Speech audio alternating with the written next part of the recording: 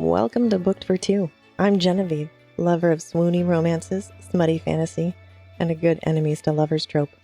And I'm Scott, your go-to guy for dragons, sprawling fantasies, and questioning if females spend more time brooding or hair flipping. Wow, that joke gets worse every time you say it. And yet, here we are. This is the podcast where we dive into books together as a couple, sharing laughs, debates, and probably way too many feelings about fictional characters. Each week, we break down chapters from a book, offering two very different takes, mine logical and thoughtful. And mine, absolutely correct. Plus, let's be honest, spicier. Fair enough. So, grab your book, get comfy, and let's turn the page together.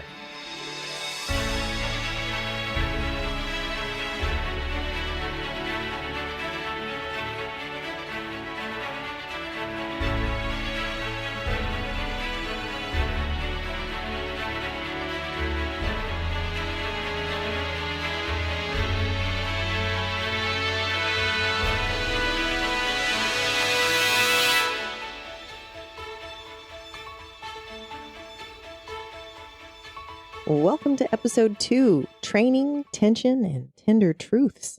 All right, serious question. If you were walking into Rifthold for the first time, where's your first stop? The castle, the market, or the nearest tavern? Tavern, hands down. Celaena is no dummy, and I agree with her. I don't trust a glass castle. She says one person a bit too heavy and the whole thing comes crashing down. So I would need a ton of alcohol. Fair. I would probably join you. My question is, can you also see through the floors like those glass bridges in China? 'Cause no thank you. Yeah, that's a hell no for me as well. All right, before we get too distracted, let's do a quick recap of chapters 1 through 6. Start us off, babe. So here's the dealio. Celaena Sardothian, the most feared assassin in Adarlan, gets dragged out of the salt mines of Endovier by Crown Prince Dorian and the captain of the guard, Kale Westfall, or Kale Chip, as we call him. We're sticking with that one, huh? Yeah, he's bland and rigid like a kale chip, so it's fitting. Okay, I can get behind that.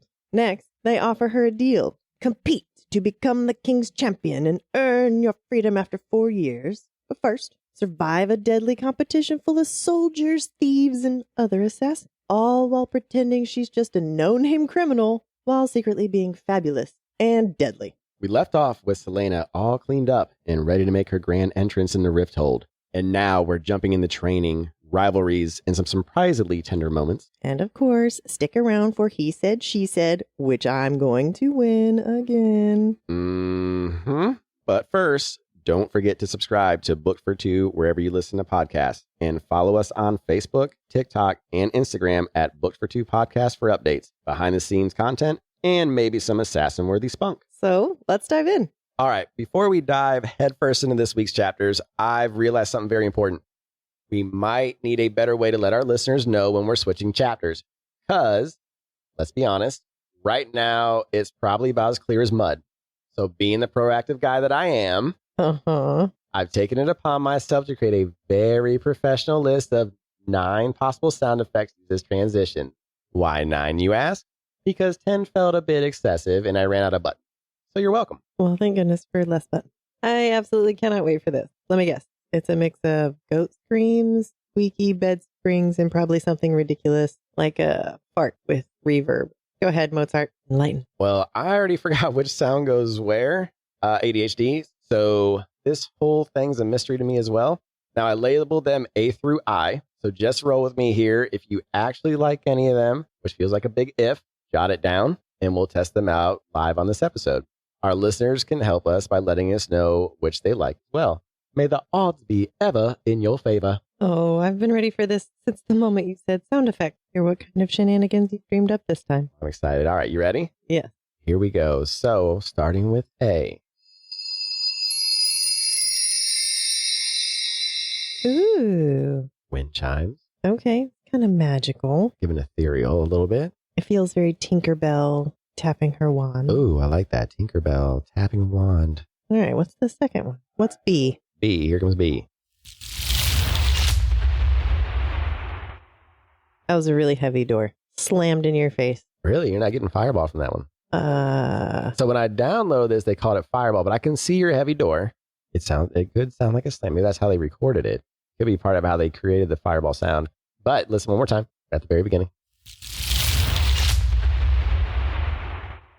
Oh, okay. And I think I thought it was like a scraping along the floor sound. Yes. Like a crackling in his hands and boom, fireball. I can hear the crackle now. Okay. All right. Fireball. I like it. Fireball. Okay.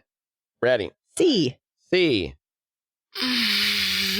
Oh, heavens. Yeah. Oh, C, senor. Oh, my goodness. Figure we might get to some spicy parts. I hope so. I mean, or we could just use this as a transition. That's a, Hey, some people get turned on when they read. It's a thing. This might help them out a little bit. okay. Moving on then? Yes. Moving on. All right. on. D. D. Ooh. That was a nice flute. Elvin Woods. Mm. Rivendell.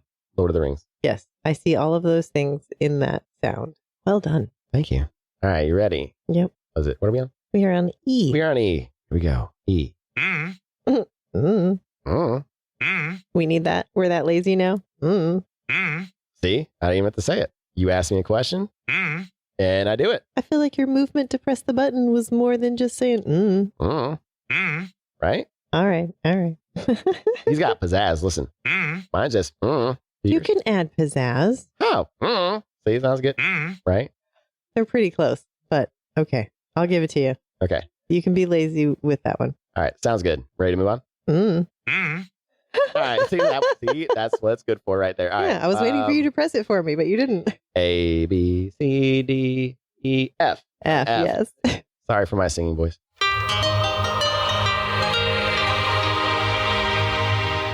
Close your eyes again. Mm-hmm. Let me play it for you one more time.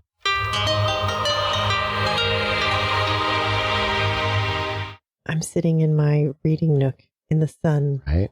It is magical. Yes, it is magical. And I have literally turned the page. So, I mean, this seems like a great transition. That's a good one. Yeah. I'm down for that one. Okay. All right. But we still got a few more because we are going to do maybe a top 2 or 3 just to play them across the other chapters, see what they sound like. All right. Sounds good. You ready? All right. Yeah, I'm ready. Next, we have G. Mm-hmm. G money. See, right at the end there, it gets you goosebumps. Like, ready? Again. I'm going to call that one horror. Yeah, no, that's a ghost moan. Well, That's how they moan. listen, it creeped up my spine and left out the left side. I don't like it. I may have a thing here. There's a lot of moans on my board. Oh. I mean, ghosts Ghost now are moaning. moans. Yeah. Yeah. Okay. Yeah, we should probably move on from that one. Right? All right, moving on.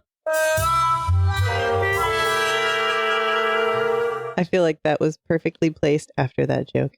Yes. And also perfectly placed for who? Oh, kale chip. There you go. As soon as I pulled this one from the library, I was like, kale chip. This is kale chip walking in and just bringing down the whole vibe. Right? Vibe all the way down. Just party pooper. Hey, guys. Kale chip. He's a guy that goes to the bar in the movies, and when he walks in, the music just automatically stops. Like, no one's at the jukebox either. The music, for some reason, stops because the guy is such a kale chip, and everyone just turns awkwardly and looks at him. That's what this is. That's kale chip. This is you going to a party and you have to bring something, and you bring chips, but you brought kale chips. Right? Instead, with your salsa or your guacamole. Or instead of buffalo dip or buffalo wings, you do buffalo cauliflower.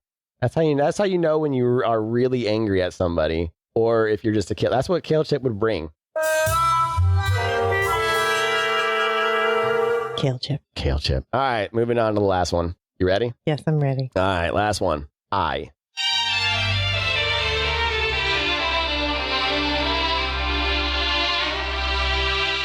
I have just swept into the ballroom and I am ready to be swept off my feet. Right? Cinderella vibes all the way. All the way. Beauty and the Beast. Yes. So Okay. if our girl, we do have a prince. We have a Prince Dorian. We do. And she's dressed up right now. All right. So if you had a top 3, what are they? For me, I like F. F. Yep. All right. Let's play F. And that's not F. That is. It's not F. But that's my fault. F is right Beneath it? beneath it.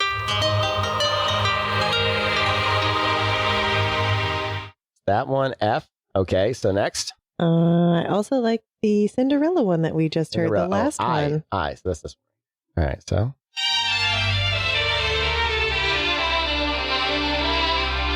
That feels like a soft transition. Very soft. Yeah. Yes. Okay. Last but not least. For a chapter transition? Yeah. I'm thinking woodland. But I also like magical wind, the first one. This one? Okay, so we can play both. So here's the wind chimes.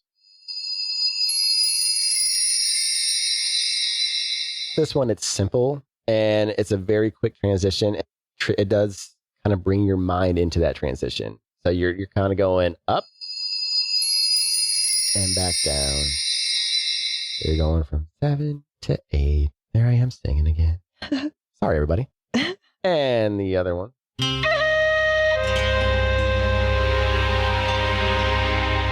I think I would use this if they were still traveling to somewhere. I mean, we could use this. I mean, when they are about to be in a competition. That sounds like a competition's about to start. Mm-hmm. What we'll do, we'll take the 3 that you like. Okay. And we'll play them throughout the different chapters in this episode. We'll see how they sound. We'll let our listeners decide which ones they like as well. Let us know in the comments on our social media. And we'll also let you know on the next episode which one it is during the chapter transition. We'll let you know which one got the most votes. Correct. And now, moving on to our chapters. Chapter 7. Welcome to Rifthold. We begin the chapter with a parade going through the city of Rifthold. The city is dirty and smelly. Gross. True. It's definitely a port city because she can smell the salt from the water and she sees them in the ships. It was a parade for the prince to show off Celaena, his champion, which I kind of mentioned in our last episode, that she would be kind of parading her around in a Hunger Games-ish style. I remember that. During the parade, she notices slaves being offloaded from ships at the port. She really, really wanted to save them. Like, she almost jumped off her horse. Yeah. To go save. She's done that in the past. Apparently, she saved almost 200 slaves from the pirate lord, whoever that is, 2 years prior. So that's interesting. We get to learn about some pirate lord maybe later. Agree. We have, 8 books still? So I'm pretty sure he'll be mentioned again. Mm-hmm.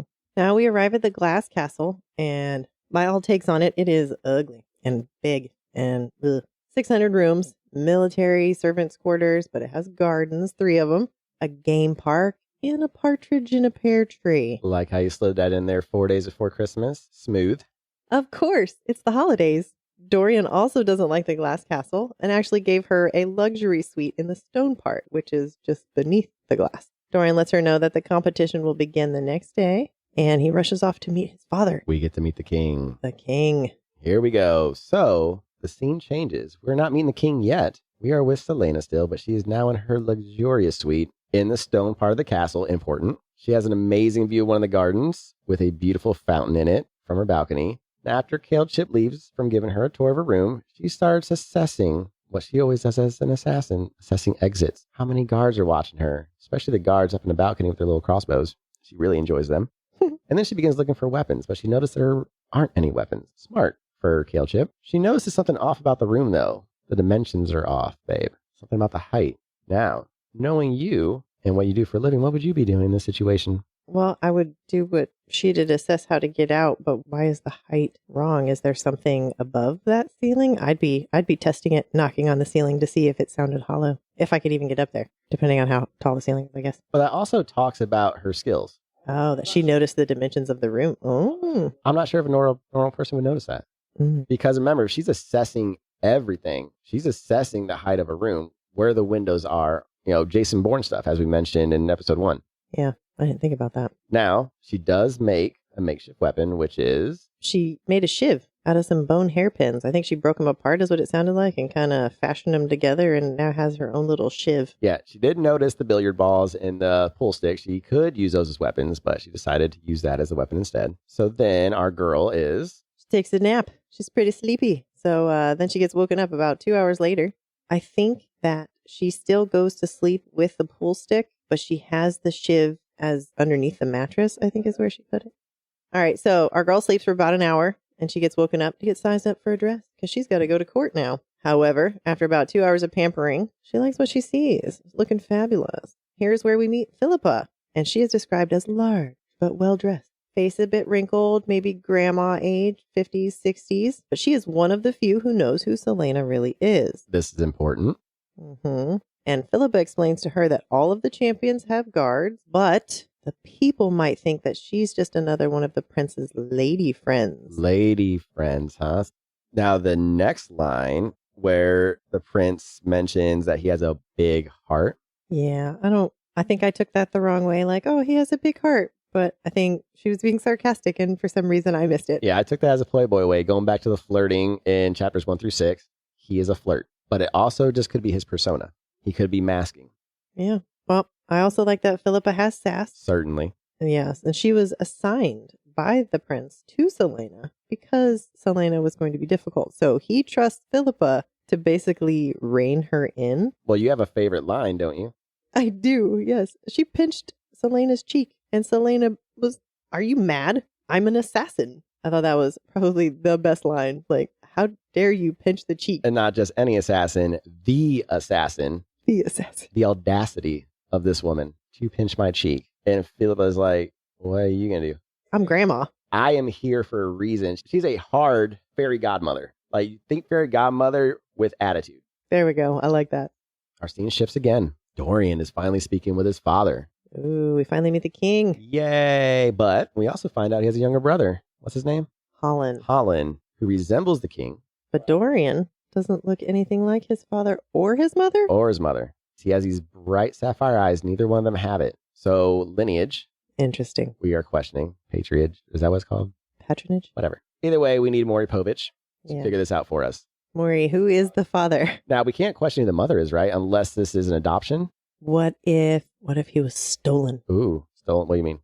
When the king of Adderland took over, what if he took a child from some magical family? I don't know. I'm just spitballing. Oh, you mean like the Fae? Like he could be Fae? Yeah.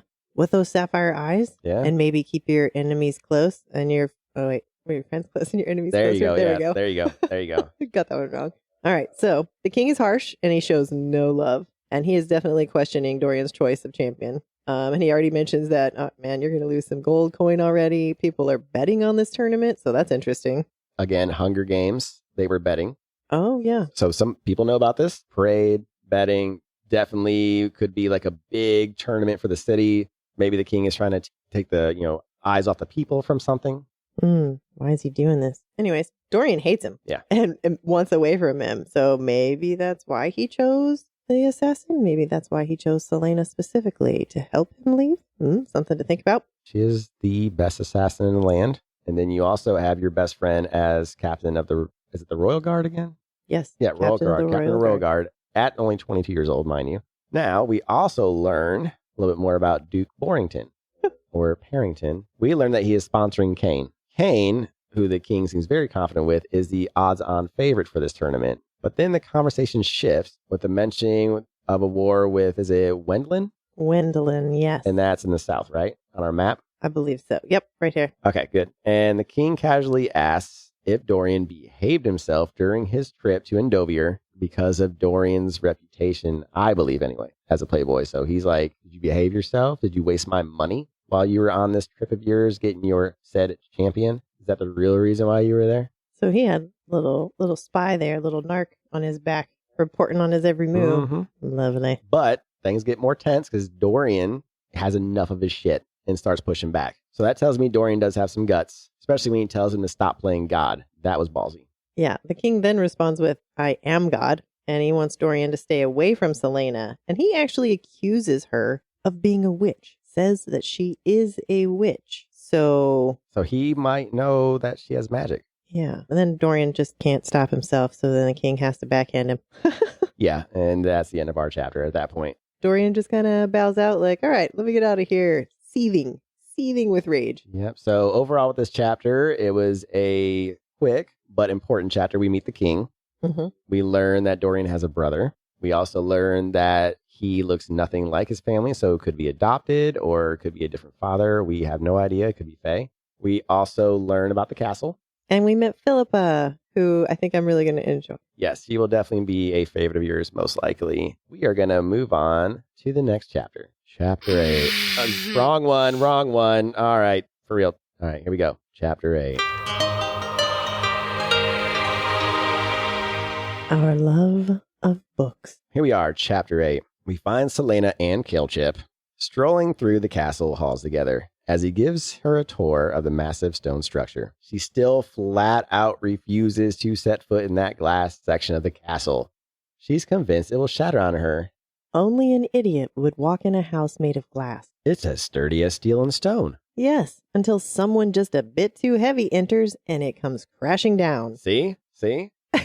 I can't fault her for that one, but I also think there might be some trauma there. Interesting. I think she's masking her trauma because a lot of people do that to not show their emotions. They make jokes. So something traumatic, I think, happened in that glass castle. And she did meet the king. He's the one that sent her to Endovir. So she might just be terrified to be meeting him. Now, the real reason she talked him into this tour, though, was to get her bearings. Of course. She's still doing her assassin stuff. So she's still looking around, getting her bearings. So just in case she decides to make a run for it. Now, during her walk, she notices where the queen stays, the queen's court. And we learn that the queen's name is Georgina. Let me tell you, Celaena is actually a little bit mad that Calechip is just forthcoming with all of this information. She is disappointed that he doesn't see her as a threat and is very confused by that. Yeah, but this is also Calechip. Calechip, I don't think he has street smarts. He's very smart, like book smart. So he's giving all this information to her, and she's just like, this idiot is feeding me information. And maybe he doesn't realize that it is information. He could be feeding her that information, put her in that room on purpose because Dorian, Calechip, and they have a plan with her. This is that plot again. All right. So Holland, the younger brother, he's away at school. The prince is 10 years old. He's spoiled rotten and a sociopath. Shocking. He beat his servant so badly for his porridge being burnt that he had to pay off the servant's family, and they sent him to school in the mountains. Calechip thinks Holland will be fine when he gets older. I'm not so sure about that. No, he's definitely not. He's only 10 years old right now. He's 100% like the king. Dorian is nothing like the king. Holland, if I know anything about series and books, he's going to grow up probably later on in the series to be a menace and probably worse than the king. It's going to be Joffrey. Oh, gross. Well, hopefully he gets a purple wedding. Oh, jeez. They're still doing the tour. They go out to the garden, and she spots a clock tower that feels just completely out of place. Creepy. It's made of black stone, and it has these two gargoyles with wings spread perched on the 4 o'clock face. And she hates this tower. She just feels gross about it. She asked Calechip about it, and even Calechip as a kid wouldn't go near this thing. The king built it around Dorian's birth, so that's interesting. But Creepy. lineage could have something to do with his lineage. Maybe to harness his power. I hope they tell us. She has this shaking, eerie feeling that the gargoyles are watching her. They're pointing at her first. But then she looks and notices the gargoyles pointing at a symbol on the ground on this tile. It's a circle with a vertical line through the middle that extends through the circumference. Both ends of the line are hooked with one facing down and the other facing up. And the gargoyle is pointing at it. Interesting. So all of that has to be important somehow. Oh, yeah. Yeah. A little bit of foreshadowing there, most likely. Yeah. I'm going to write that symbol down. Yeah, we should probably draw it out. Maybe we can... Circle with a vertical line. All right. Maybe on our social media, we can kind of draw it out and have a visual for our listeners. Yeah, there we go. I like that. All right. So we're going to leave the garden, and they're going to enter the castle. And she can still feel the gargoyle's eyes on her. Whoa. Why is it all gargoyles have to be extremely creepy? Hey, that is master sculpting. Well, I get it, but why do they always have to follow you? It's just so wrong on so many levels. And they always put them on churches where it's supposed to be welcoming, but they're creepy. Well, they're guarding. They're guarding from evil. That's what I'm going with. You remember Dogma? Yes. Remember Buddy Jesus? Yes. Can I get a Buddy Gargoyle? Oh, Just my a goodness. big smile, thumbs up. Welcome to church. Welcome to whatever clock tower we're protecting. Welcome to this cathedral. I mean, the gargoyle can still point at the symbol, but the other hand can be given a thumbs up with a smile like, go there. This is good for you. I like your idea that gargoyles could be a gentler gargoyle. Could be. We need gentler gargoyles in life. We'll start a movement for gentler gargoyles. All right. I apologize for all this gargoyle talk. All right, moving on. Well, he brings her to a room with 2 giant, beautifully adorned doors, which I'm super excited about. What kind of wood are we talking? Is this wood? Are we talking wood doors here? I guarantee you don't want it to be oak. Ugh. Ooh, pine. You love pine. You know what? Pine doors. I don't think that she would have noticed his back muscles rippling with some stupid pine doors. That's right. She noticed those muscles rippling. That's right. I finally got to use that one. I'm happy. And accurately. Yes. She is super excited. This library is huge. That's what she said. Oh, goodness. Are you going to push the button again?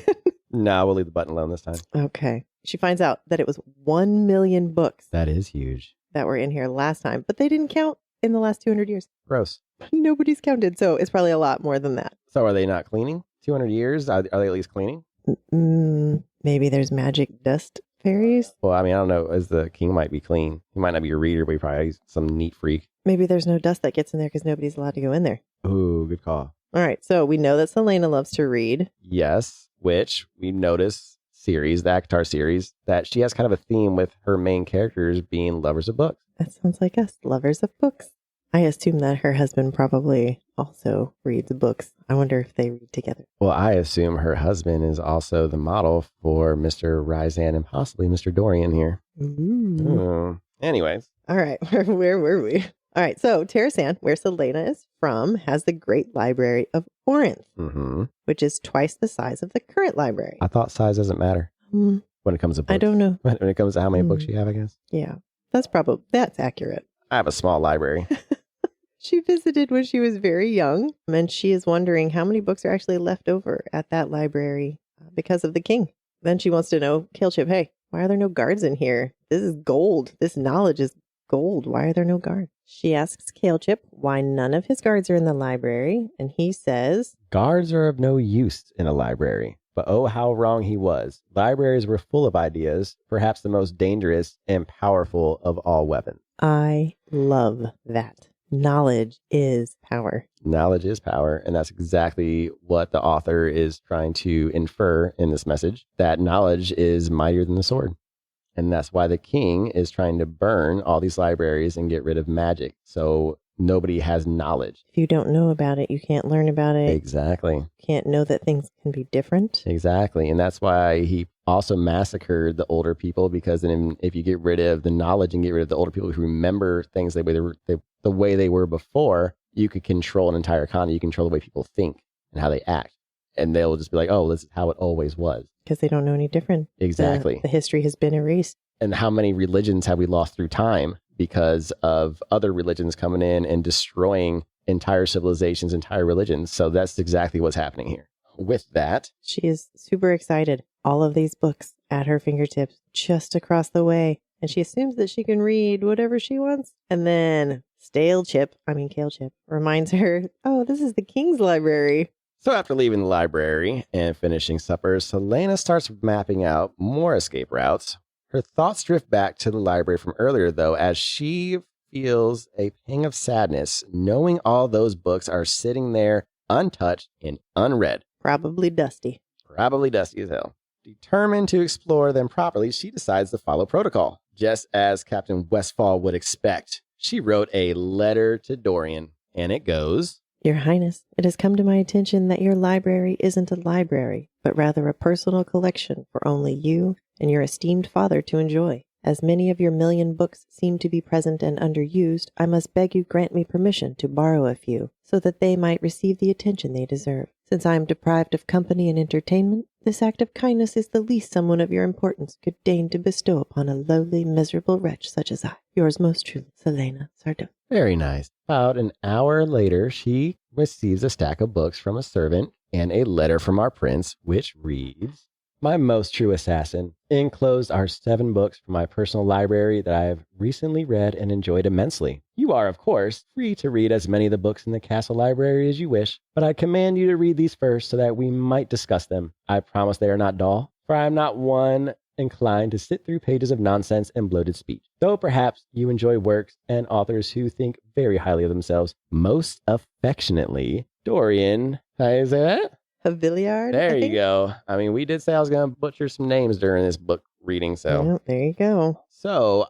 For sure flirting. Oh, see? Given her books, this is exactly how we started. Yeah. Oh, it is. You did. You gave me one of your Tai Chi books. Exactly. But then I started reading your series, just like she is reading his series. And I read Mistborn, which is what the series that you were reading. And now here we are with a podcast. So I guess they're starting a podcast together. Oh, well, that ought to be interesting. Yeah. After she reads said letter, Celaena is thrilled and dives into reading immediately. And with that, the scene shifts. All right, so Celaena is still sleeping in, and it is noon. What in the world? Today is supposed to be the day that training starts, so she gets up quickly, expecting Kale Chip to be there, but he's not. Kale Chip not on time, very unlike him. Yeah, very unlike him. She goes over to her balcony, waves at the guards, who are there with their crossbows, of course. She has a great view of the city, and 3 women appear in the garden below her. Curious. The main girl has raven-colored hair and is dressed in finery, and the other 2 were blondes that were dressed the same, perhaps ladies in waiting. Perhaps. Talking about what Dorian likes and waiting for him to court her. But she has a thing with the Ginger Duke. Wait Duke a minute. Borington. Gross. So we have a possible love triangle with whoever this woman is, Dorian the Playboy and Duke Borington. Kendall. Ooh. All right, so she mentions her mother disapproving of her flirting with the Duke, but one of the ladies misunderstands and thinks she's talking about not knowing her own mother or not knowing who her own mother is. But Caltaine has quickly shifted gears and she's started trash talking Celaena in this super jealous tone. Celaena, being Celaena, does the most iconic thing. She, quote unquote, accidentally drops a flower pot from her balcony. That barely misses the ladies. Oh, I know exactly what she was thinking. Oh, she's talking shit about me. Let me nudge this. Oh, damn, miss, she moved. The best part, guards saw it and they actually chuckled about it too. Oh, they were probably thinking the same damn thing. The girls hurry off, and that's where we end our chapter. All right, maybe now we'll get to see what this tournament is finally about. That is what I am excited about. All right, we meet a girl with dark hair, has probably like a 3-way love triangle with Dorian and the Duke. Or she wants to. Yes, there you go. She knows about Celaena, doesn't know her name, but she knows that she's with Dorian in some form or fashion. Jealousy, maybe? 100% jealousy. We also had a little bit of flirting between Dorian and Celaena. And also a little bit of Celaena noticing Kale Chip. A little less. Yeah, a little lust bit. after Kale Chip, maybe? Yep, we learn more about the library, learn more about where Celaena's from, about her great library. She's also an avid reader. And we can't forget about those gargoyles that you love. Yes, the creepy gargoyles, the clock tower. Yeah, gargoyles and the clock tower. That's interesting. 100% foreshadowing with the clock tower. Something with Dorian, because it happened when he was born. There's also that symbol on the ground that the gargoyle is pointing to. Tower might be magical with the gargoyle following the eyes. Like you said, this could be a really good sculptor, like a Michelangelo sculptor tower. I mean, the king probably got the best anyway. And then we got that monstrosity of a castle. The monstrosity of a castle. Hopefully we'll learn more about what is going on with this tournament. So next chapter, here we go. Next chapter, let's go. Chapter 9. Off to meet the king. Chapter 9. Celaena is admiring herself in the rosewood mirror, now we're talking, with a beautiful gown that she is wearing. She doesn't really know what to wear, I don't think. Lace, an ocean of silk, a red sash, and she's got her trusty homemade hairpin dagger stabbing her in the chest. Of course. And then, of course, Miss Sassy Philippa shows up, handing out some backhanded compliments. It's such a pity you are who you are. I wouldn't be surprised if you managed to ensnare some lord into marriage, maybe even his highness, if you were charming enough. Basically, she's saying Celaena is rough around the edges. A little bit. But now she mentions, hey, listen, I overheard that I'm supposedly the crown prince's lover. Ooh. Yeah, but Philippa brushes her off. Yeah, whatever. The prince will find somebody else in the meantime. Playboy, told you. Playboy, yep. She mentions that people know that she's been assigned to the lover of the prince. So this might be a backstory for her then. Maybe. And I think she's beginning to realize that, maybe this anonymity might actually work out in her favor. They're going to look at her differently, so. But then all of a sudden, Kale Chip shows up. Womp womp. Womp womp. Kale Chip shows up, giving Celaena a quick once-over with his typical all-business demeanor. Clearly in a rush, hurrying her along because, surprise, they're late to see the king. Probably his fault. She wasn't expecting this at all, so she is anxious as shit. And the realization hits her like a punch to the gut. Instantly, her stomach churns. Yeah, definitely anxious. And she shoots Kale a nasty glare, wondering why he didn't bother to mention this to her sooner. Turns out, it's not really his fault, though. Ooh, that's good. Yeah, right? The king had abruptly moved the meeting up from evening until now. As they walk, Kale starts briefing her on how to behave in the king's presence, curtsies, and all that fun stuff. Celaena, already out of her comfort zone, feels a surge of frustration, hates what she's wearing, she hates this castle. Most of all, she hates the fucking king. And she starts spiraling like a mofo. She starts remembering her capture and she's remembering her sentencing. She's remembering all the details. She wasn't able to look at the king. Is he monstrous? Like, why wasn't she able to look at him? That's interesting. Is it just because of how uncomfortable she was? I think it's because of the power he holds. He's just so powerful that, some people just have that power where it's just like really just hard to look up at them. Maybe that's what it is. Well, Kelchip steps in, kind of has her take a beat, reminds her that she's not on trial. This is just here so he can explain the competition, what this is all about. And then Kelchip tells our girl, hey, you look pretty today. Yeah. And so she raises her chin and is able to walk into the room confidently. Ooh, let's talk about that for a second. Good job, Kelchip. I like that. Now, did Kelchip do that to boost her confidence, or did he actually mean it, or both? That's a really good question. I would say that he needs her to walk into the room confident if she is to be the champion. But I mean, if she looks timid, it's not that big of a deal either, because that still plays into the, you don't have to worry about me. I'm just a nobody. I'm a little girl. Exactly. But also he probably understands there's going to be the other champions there, the king. If she walks in there scared, she's going to be target number 1. Yeah, you don't want to be target number 1. That's true. I like that. Yeah. Now, this is a very short chapter. Yeah, for sure. But we do kind of get a little bit more from Kale with her saying, so he's starting to kind of open up with her and kind of protect her a little bit. And then I feel like a little bit is because Dorian is making him, but a little bit is also because with a visit with the library, okay, she's not so bad with the flirting and the way she, she's a human. Well, she's trying to get him to open up. I mean, small chapter, but lets us know a little bit more about who they are as people. And gives a little bit more confirmation about the potential for Playboy Prince Dorian over here. So. Well, also how fearful the king is, because if the greatest assassin in the land is terrified of the king, then the king is that damn powerful and that damn scary with that much power. All right, you ready to move on? Yeah, I'm ready. All right, here we go. Got lots to think about. Next chapter, chapter 10.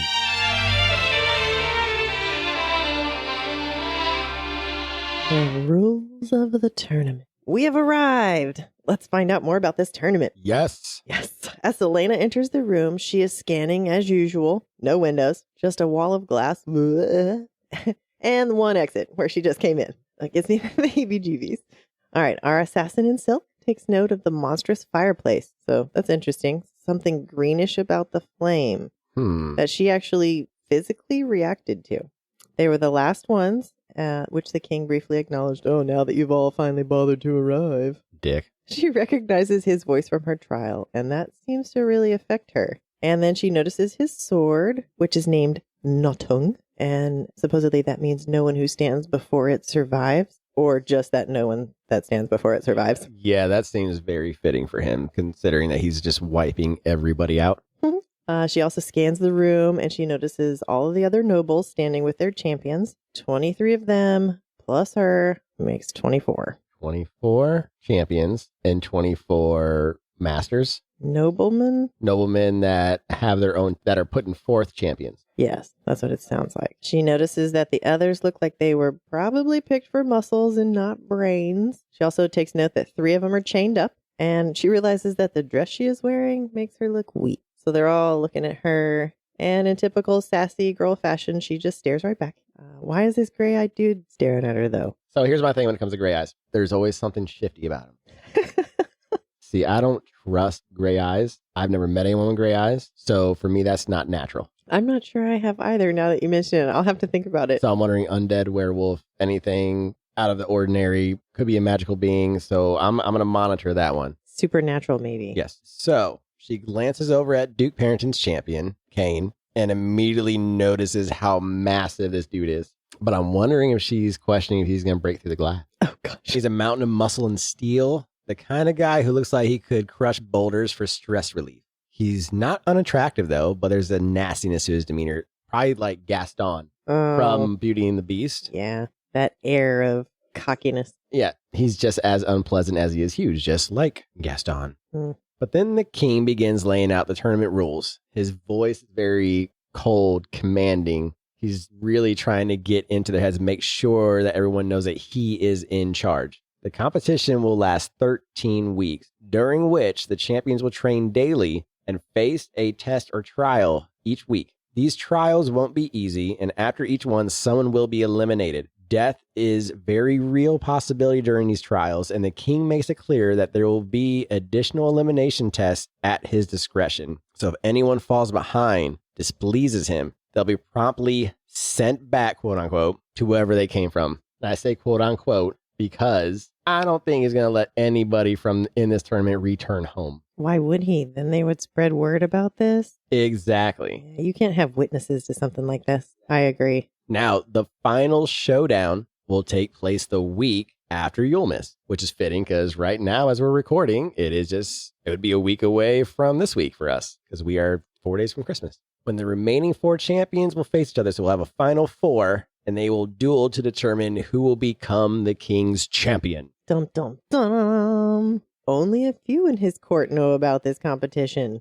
So it's supposedly only the king's closest friends and advisors even know about this. So the city doesn't know at all. So when they paraded her through the city, it was probably to make it look like her Prince Dorian's lover. Because remember, Philippa said, you are being looked at as Prince Dorian's lover. So they're parading around, be like, oh, this is just my lover. It's nobody important in case they see the prince hanging out with Celaena. Sneaky. Yep. Then he warns them that if they don't keep it private, so there you go, super secret. Mm-hmm. If you don't keep it private, he's going to stake him to the front gate. Sounds like Fight Club. Yeah. And then curiosity got the better of our girl, and she made the mistake of looking up. And the king is looking directly at her as he asks, does everyone understand that if you fuck up, you're going to be staked to the front gate?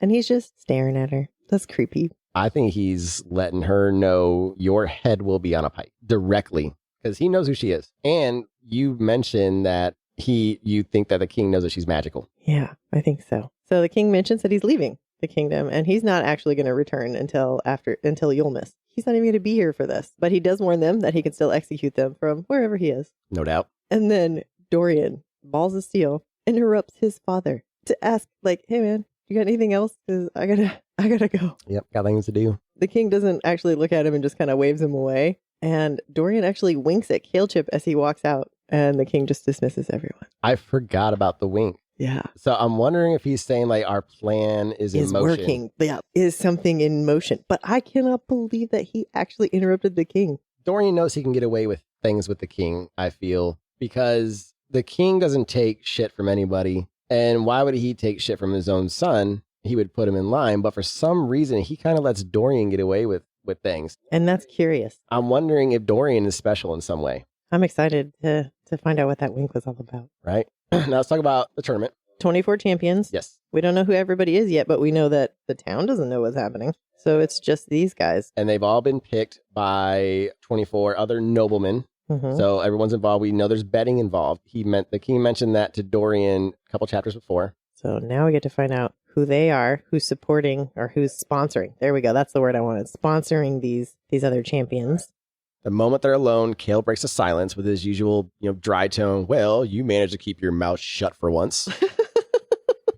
So he's getting a little snippier, he's getting spicier with his words. He's starting to become friendlier. Yeah, there you go. I think that's the word we're looking for. I hate the word use sass all the time, but he's giving the sass back. We'll just go ahead and use sass right now. He's reciprocating. Reciprocating the sass. There you go. So before Celaena can even fire back, though, Dorian appears out of nowhere, his signature charm in full force. With a cheerful grin, he chimes in, "You did a fantastic job convincing everyone." His smooth delivery earns him a small smirk from Celaena, though she quickly hides it. Oh, is that more flirting happening there? I think they enjoy the flirting, let's be honest. Yeah, I enjoy their flirting too. That's cute. They probably enjoy it. So as they walk, her thoughts start drifting. She can't help but wonder how the king allows Dorian to be so vastly different from him, which we just talked about. Playful, kind, smooth talking, instead of the cold and calculating ruler he just faced. The contrast gnaws at her curiosity and she files it away to think about later. Maybe that's why she was visibly taken aback when he interrupted the king. Yeah, but that wink. So he mentions that Calechip never explained the whole plan yet. So he's going to go ahead and do that. He tells her that her new identity is Lillian. Oh, now I'm going to mess something up. Jordana? Gordana? Probably Gordana. Gordana? All right. Her mother's deceased. Her father is a wealthy merchant from Bellhaven. That's not bad. And she's the sole heir. All right. But she's got a dark secret. She's a jewel thief by night. That's it? Yes. We're just a jewel thief. Yeah, just a jewel thief. And they met. She met the prince while he was vacationing in Belhaven. And then he saw her potential as a jewel thief and asked her to be his champion. Let me tell you, she is super keen on being thought of as a jewel thief. It's degrading. You go from the best killer in the world to a simple jewel thief. That was probably like when she was learning how to be an assassin, that was probably the first thing she was taught as an 8-year-old. Oh, go pickpocket this dude and steal some shit. Go take that lady's jewels. Yeah, this is kindergartner stuff for her. So Dorian, the ever conversationalist, asks her what she thinks of Cain, big boy. Celaena, without missing a beat, replies, I need to eat whatever Parentin is feeding him. but then she shrugs and adds, He's big, sure, but that just means he'll be slow and lack agility. that shows some confidence in our girl. Mm-hmm. So Dorian presses her for opinions on the others, and she casually waves them off, saying, Everyone else looks pathetic. it's a blatant lie, and she knows it. Some of the competitors had looked dangerous in their own right, but as the words leave her mouth, she realizes something. This is all just a game to him, Dorian. He's watching her carefully, playing his part in his twisted dance of power, and she is not sure what to make of it. And here we are again. Is he pretending to be this playboy? Exactly, and the wink to Kale. And now Kale is starting to warm up to her and protect her. So there's something calculating going on. Yeah. Oh, and then, oh heavens, a smooth, calculated, high-pitched voice calls out, it's the girls from the garden that our girl may or may not have tried to kill. Loved it. I wish she would have done it. Hey, we listen and we don't judge. True.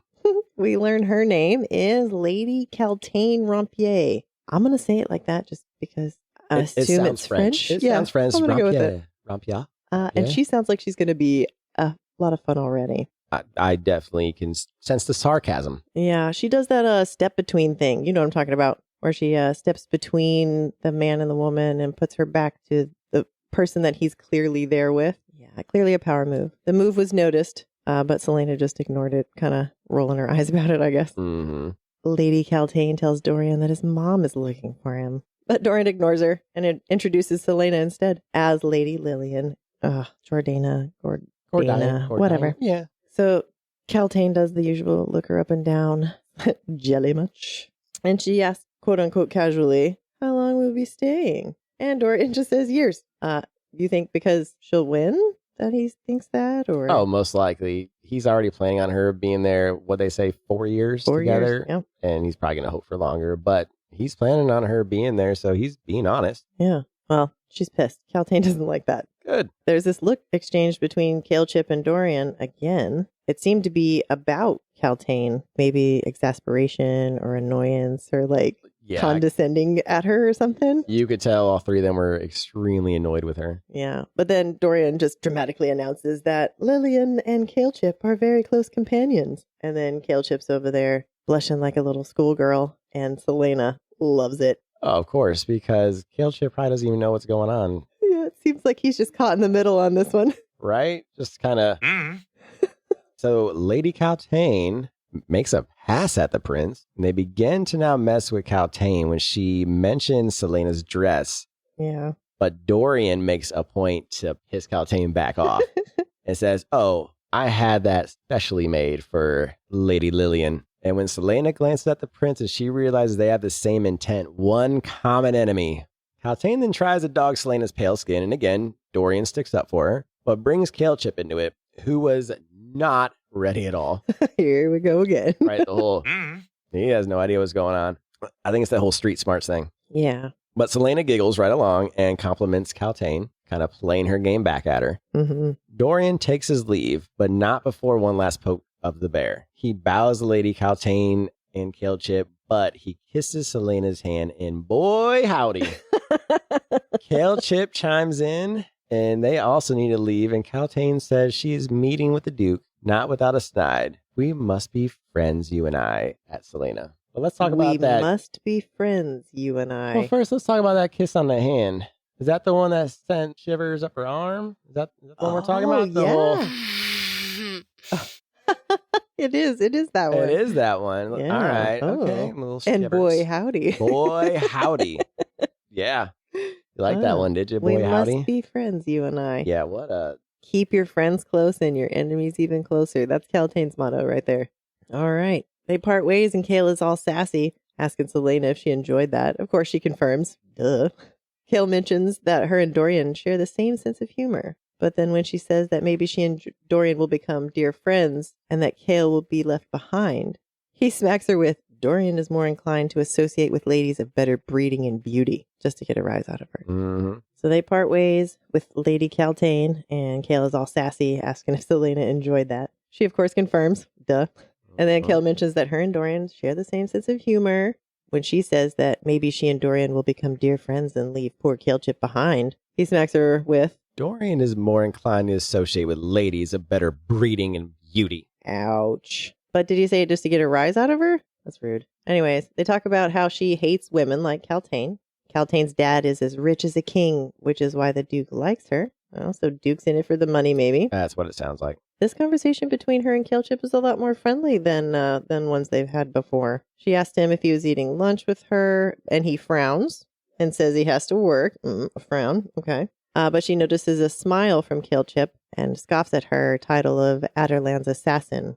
Anyways, he tells her to get some rest, and the competition starts tomorrow. And we end with her humming while she eats. And I think we know why she's humming. It's a happy food dance, man. Definitely a happy food dance. Yeah. She is delighted with the interaction she has had with Kale. She also loved the fact that she got to tear apart Caltain. Yep. Even though she was scared and terrified going to see the king overall, afterwards, good day. Yeah, I think it was a pretty good day. Learning a little bit more about the competition and everything. But I think that she really is starting to care for Calechip. That's why this interaction, my bad, interaction is, I mean, there was like a little mini erection when, her hand was kissed by Dorian. So are we seeing another love triangle? Boy, howdy. So Caltain, love triangle, Celaena, love triangle. Hope not. So her and Calechip, their relationship is starting to blossom a little more because she's starting to get him to open up. And he is starting to willingly open up now. Instead of her having to pry it from his cold dead hand. But I'm also wondering if she's humming and happy because she maybe has never had real friends. She's always been an assassin since she was 8 years old. She's grown up with a very harsh life. But now maybe she feels with this interaction between Dorian and Kale, now she is feeling like I can start letting me be me. And maybe I can start letting myself come out and my emotions come out more. Because I've never had this before. I've never had friends. I don't know. I think she's still full of sass. Did I get too deep? Listen, Did I get a little too deep for you? Maybe. All right. I'm hoping she's still full assassin mode. But I'm not mad about love or love triangles, whatever. Yeah. All right. So how do we feel about her secret identity? It is what it is. It'll keep her under the radar, which is probably where she wants to be. But I'm wondering if being just a jewel thief, she's not going to be looked at as an easy target from the other competitors. Well, I guess we'll see once they start training. She's only 18, so she's tiny probably. She's an assassin. She has to be tiny. She has to be nimble, quick. And she's a jewel thief, according to what they think. So I'm wondering if she might be target number one. Well, I guess she has to prove herself at some point. And I wonder if the king's doing that on purpose. Maybe he wants her killed. And this is all a game, a ruse to kill her. Because she survived that whole year. Tinfoil hat going on right now. Okay, leave that alone and end this chapter with that. Wait, how do we feel about Dorian basically putting Calechip and Celaena in a relationship? Oh, yeah. We didn't talk about that. Poor Calechip blushing when he finally figured out what was going to say,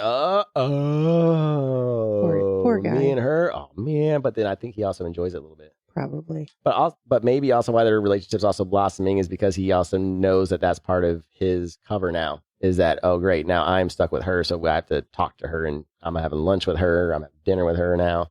Yeah, poor thing. Right? Poor thing. No, she seems fun to talk to. I enjoy having lunch with her. Yeah, me too. All right, so let's see what we're up to next. All right, here we go. Chapter 11 coming up. Chapter 11. The Reluctant Trainee. Very nice. So Calechip tries to wake Celaena, but she ain't having it.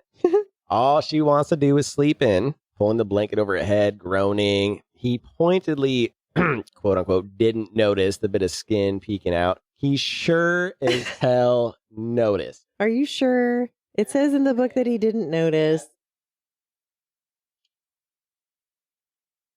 And that wraps chapter 14. So stick around. Anytime you have skin poking out, I'm looking. That's fair. That's fair. Trust me. But he's trying to pretend he's, all business as usual. But beneath her defiance, though, she's nervous about the competition. But she's not going to admit it. When she finally sits up, she grumbles to Kale about being tired, explaining that she was up all night reading the books that the prince recommended, casually adds that she wrote the prince a letter, which makes Kale visibly annoyed. She doesn't let him off the hook, snapping, "At least someone cares about my well-being." Kale, amused, fires back, "You're an assassin." Celaena, ever the queen of sass, smirks and retorts, "If I say I'm a jewel thief, will you treat me with more courtesy?" No, wait, don't answer that. She doesn't stop there, though, throwing a jab in about his wardrobe. "And seriously, do you ever wear normal clothes? You look like you're constantly auditioning for the role of Royal Stoic. Try mixing it up sometime." Yeah, Kale, again, Mr. Uptight, which is why it's a perfect name, Kale Chip. He's very rigid, boring, maybe a little bit of saltiness. Hopefully, that's the only thing that makes Kale palatable is some kind of seasoning. Anyways, with some attitude, she asks him, what should she wear to the first day? Which he replies with his own brand of straightforward Kale Chipness and tells the servant to dress her in pants and a loose tunic. Typical. Yeah. She hates the fit. Looks like a potato sack. Yeah, but I mean, this is pretty straightforward. It's the Swiss Army knife of clothes back then. I mean, for training, for running, for anything. So that's why you're just like, just put her in this little boring thing. Well, he offers her a suggestion. Like, if she doesn't want to wear that, she can take their clothes off in the barracks and then show her undergarments to the competitors. So there was another option. Yeah. I mean, again, there he is with a little zinger. We're starting to get some zingers from our Kale Chip. So afterward, speaking of, Kale Chip escorts her to the training room, which is absolutely massive. That's what she said. Yeah, that was great. Oh. Now, when they step inside, all the other competitors, they're already sparring with their trainers. So they have trainers. Oh. They want a good show. So is Kale her trainer then? Probably. I mean, that's why he's going with her. But it makes sense, though, because they would want a good show for these nobles, these rich people that are betting. They don't want some boring show. They want to make sure these guys are sharp, they're in shape. The king did mention that. He said, you will be eliminated if you can't keep up in this competition. Now, when she walks in, nobody's paying attention to her. Except for Gray eyes.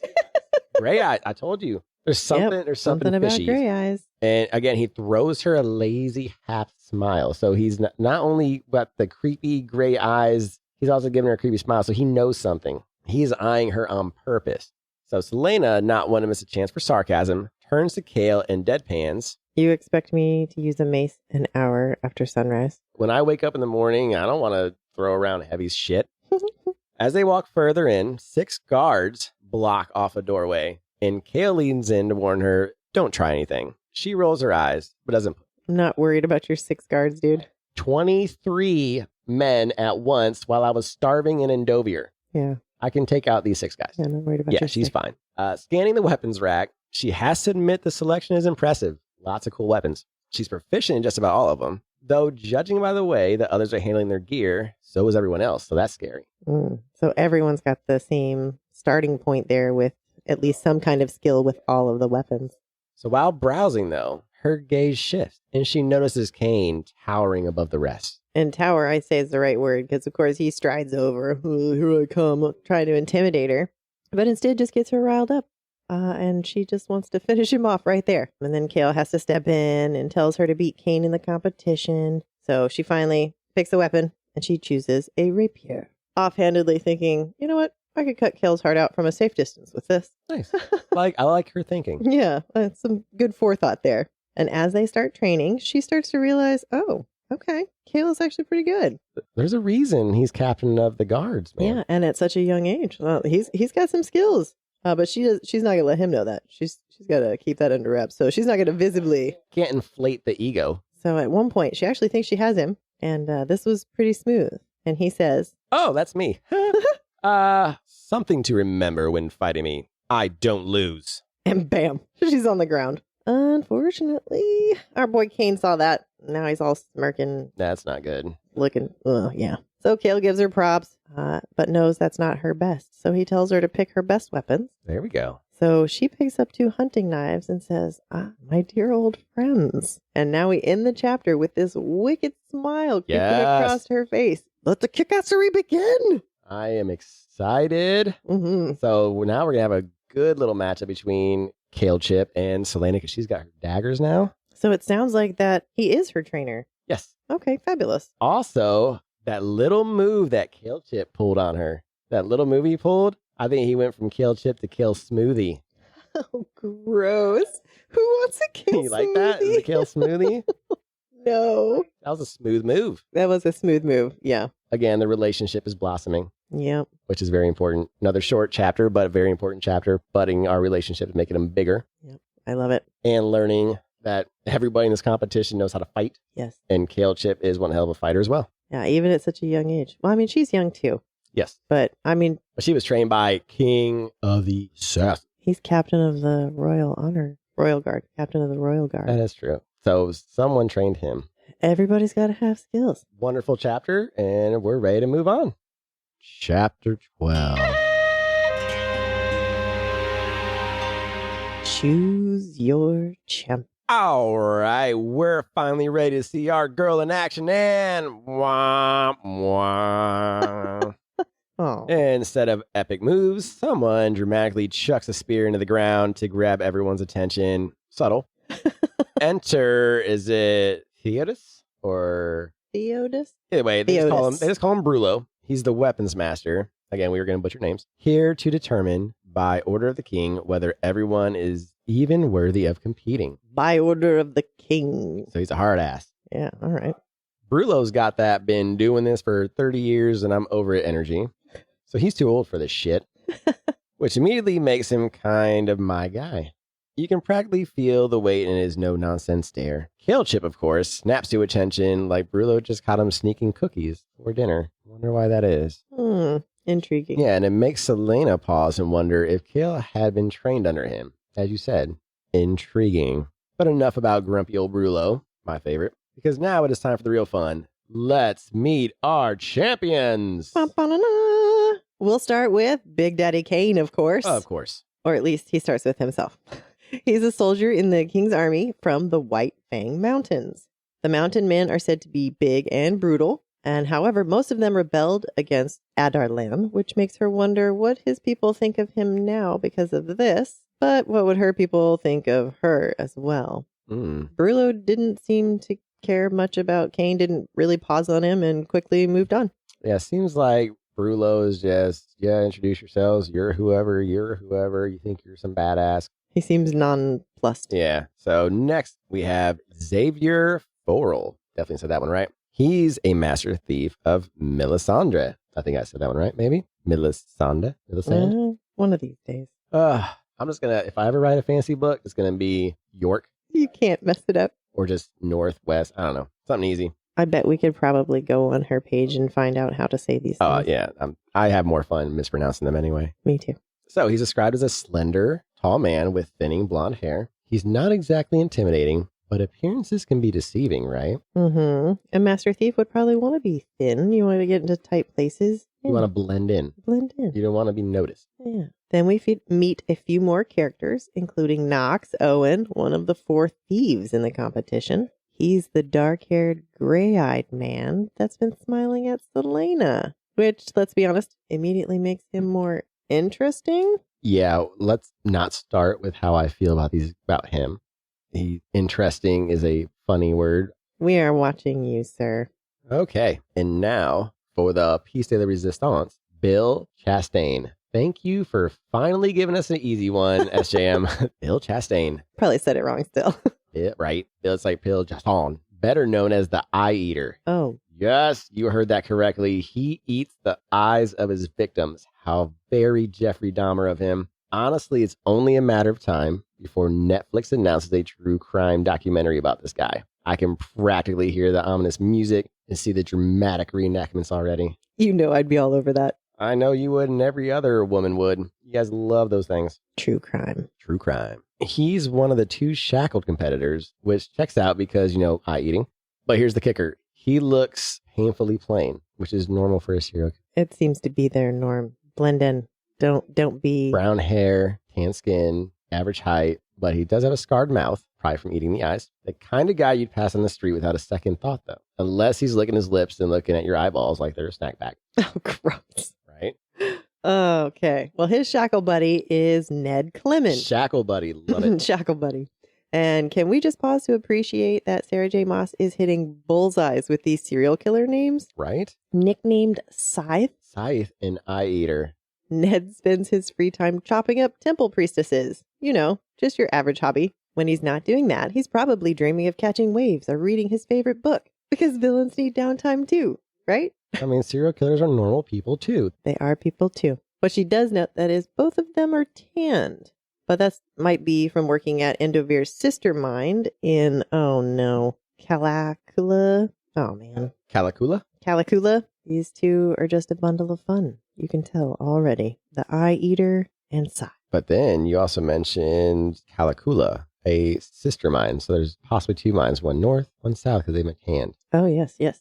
Next, we have 6 disgraced soldiers. They're described as seasoned fighters, tossed out of the army for reasons no one particularly is eager to share. There's 2 more thieves because one wasn't enough. A pair of terrified, silent men who look like they belong to some far-off warlord's entourage, probably regretting every decision that led them to this moment. So because they're not named, it sounds like just some throw-off characters that are probably just going to get killed in the tournament. Yeah, they didn't give us really much of anything on those guys. So we have Nox, we have Scythe and Eagle Eye, and then we have the Bobs. This is John Doe number 1, 2, and 8. Yeah, who cares?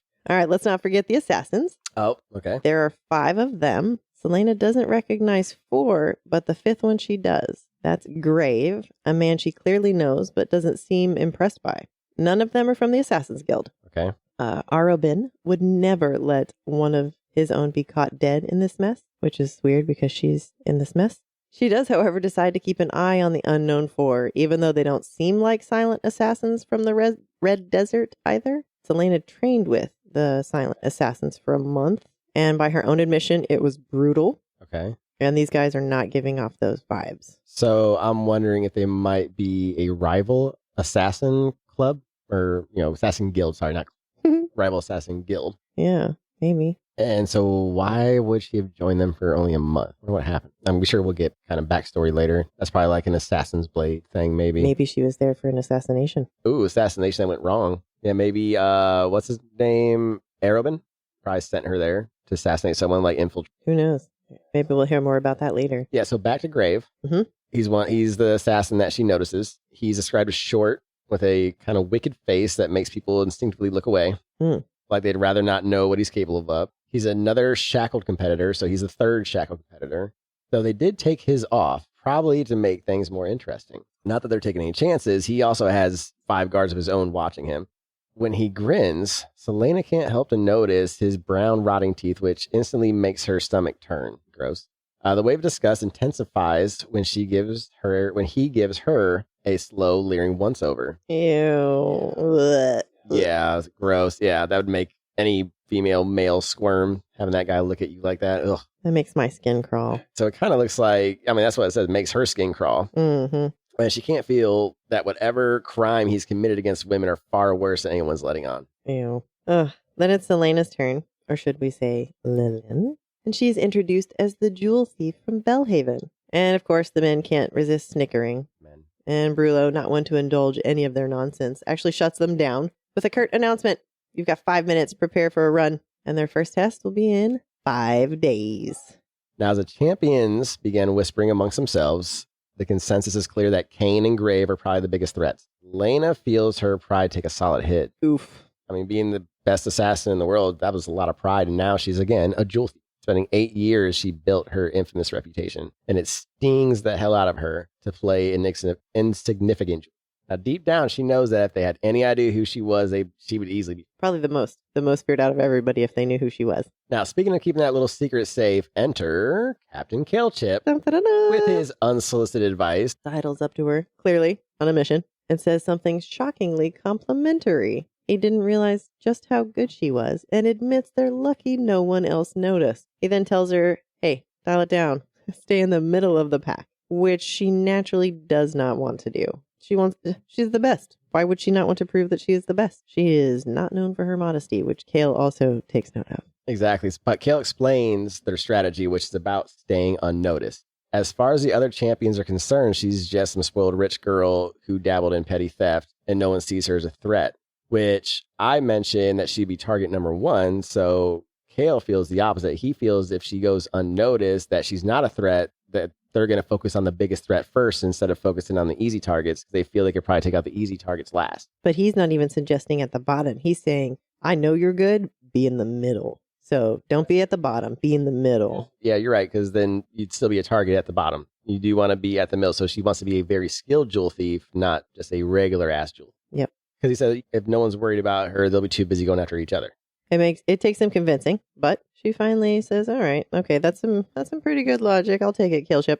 For once, his plan made sense. And with that, it's time for the run. Ooh, the run. Now, we are in the middle of a run. She is huffing and puffing and managing to hold her spot in the middle of the pack. It's clear she's a bit out of shape from being in the mines for a year, but she's pushing through. Up ahead, the big surprise is Kane. What? How is Kane up there? I know. Dude is huge. He's like think about like a 6'4", not that you're a sports ball person, but for anyone who knows football, 6'4", 260-pound guy just hauling ass. Do they run that fast? Oh, yeah. I mean, oh, my goodness. Yeah, we call them freight trains. Oh, okay. Celaena feels a flicker of relief. Let him soak up all the attention while she keeps things low-key. She can practically feel Killchip's eyes boring into her. A silent reminder to stick to the plan, stay in the middle, don't show off.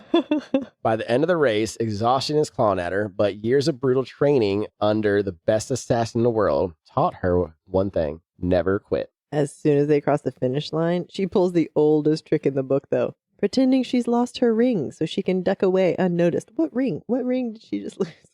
Of course, the real reason is far less graceful. She's about to vomit. Oh, no. She's going to puke.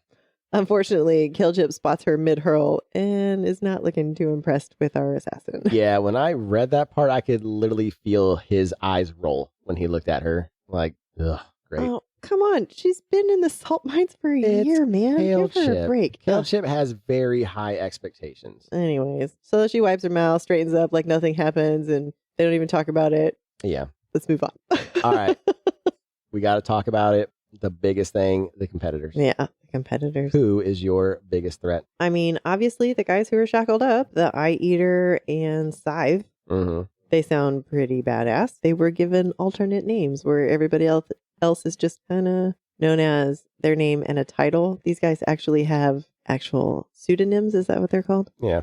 With Kane, though, he's from the mountain tribe, and apparently that's also a really big deal. He's got the cockiness and apparently the speed that was unexpected. So there's a lot of... And he's the biggest in the room. Yeah. And then Gray Eyes. I don't know. What do you think about Gray Eyes? Do you think he stands a chance with all of this going on? He stands a chance, but he's going to do something sneaky. He's eyeing our girl for some reason. Okay. So I agree with the serial killers, people being named. The Bobs have no chance. The people who are just unnamed, the six soldiers and the thieves and whatever. But the ones that were named are going to probably be big. They're going to play a role. Do you think the other 4 assassins are also just throwaways? Or do you think maybe we'll hear more about the other assassins? We might hear more just because they're fellow assassins. There might be some type of... I mean, there's got to be more than just 2 guilds. So they might be from some other guild as well. Oh, yeah. I didn't think about that. Maybe we'll hear about some new guilds. Okay, cool. Well, that was a very exciting chapter 12. Yeah. What did you think of Brulo? Loved him. Yeah. No nonsense. I mean, the whole Lethal Weapon, Danny Glover, I'm too old for this shit guy. I mean, that's exactly what he is. He's just curmudgeon. He's been there forever, and he has his way, and it works, but he just doesn't take any shit anymore, not from anybody, and not Kale, because, I mean, Kale stood straight up. Like, so if Kale is standing that straight up... Do you think he trained Kale? Most likely. Probably, if he's the weapons master. Yeah. Well, poor Celaena, she could use a trainer. Hey, there you go. You should train her. You got the guy that was trained by the weapons master himself. Yeah. All right. Well, that's it for that chapter. So we just got 2 more to go. Sweet. All right. We'll see you in the next chapter. Chapter 13. The Princess of Elves. So Brulo releases everyone for lunch. Celaena's halfway through her meal when the dining room door opens, and in walks in a freshly changed Kale, carrying a platter of salmon like it's prize of the day. He sits down across from her, completely unbothered, and places the fish in front of her. Celaena has made her feelings about fish very clear. She hates it. So naturally, she pulls a disgusting face and declares she'd rather die than eat that. Kale glances at her and says, "Oh, that's surprising." Oh, Kale glances at her and says, "That's surprising because you smell like one." Zinger. He follows it up with a question that's a little too loaded. "How are you enjoying your freedom?" Celaena admits she's thrilled to be able to read again, adding with a touch of sass that he wouldn't understand, but he would. Oh, he would, definitely. Kale surprises her, saying that he does love to read, but he just doesn't have the time. Typical Captain of Royal Guard answer. "You're never out of uniform either," which earns her just a raised eyebrow, and he just kind of blows her off. So stick around for our favorite game. He said, she said. Kale stands ready to leave. He was probably very happy that happened. Do you think he's afraid to open up to her? That's why he was happy that clock strikes. Definitely. With him ready to leave, and she can't resist a parting jab. "Yes, well, hopefully you'll read something of quality before I see you again." Kale replies, sniffing the air, "Hopefully you'll take a bath before I see you again," which is a true zinger from poor Kale Chip.